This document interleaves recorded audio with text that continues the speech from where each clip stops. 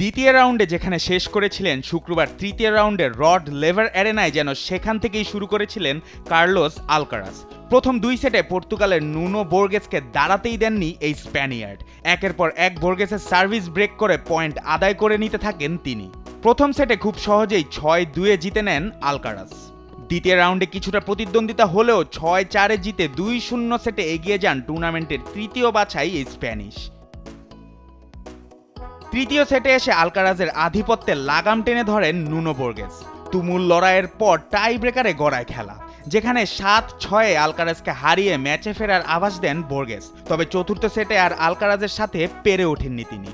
আগ্রাসী টেনিসে 6-2-এ তাকে ধরাশায়ী করে চতুর্থ রাউন্ডে উঠে যান এই স্প্যানিশ তরুণ।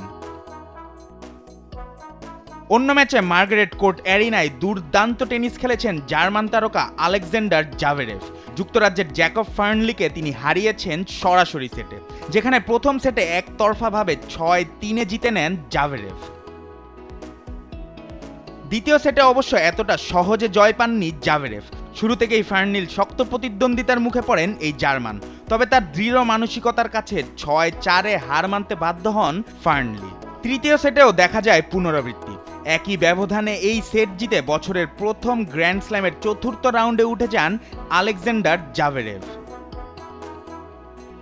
এদিকে নারী এককে আধিপত্য ধরে রেখে চতুর্থ রাউন্ডে উঠেছেন বর্তমান চ্যাম্পিয়ন আরিনা সাবালেঙ্কা। ডেনমার্কের ক্লারা টাউন্সকে সরাসরি সেটে হারিয়েছেন এই বেলারুশ টেনিস কন্যা। প্রথম সেটেই অবশ্য সাবালেঙ্কাকে চমকে দিয়েছিলেন টাউন্স। শেষ পর্যন্ত চোখে চোখ রেখে লড়লেও টাই ব্রেকারে গিয়ে হার মানেন এই ড্যানিশ। দ্বিতীয় সেটেও সাবালেঙ্কার বিপক্ষে লড়াইটা বেশ জমিয়ে তুলেছিলেন তিনি। তবে শেষ দিকে দুর্দান্ত টেনিসের প্রদর্শনী দেখিয়ে 6-4-এ জিতে শিরোপা ধরে রাখার মিশনে আরও এক ধাপ এগিয়ে গেলেন সাবালেঙ্কা।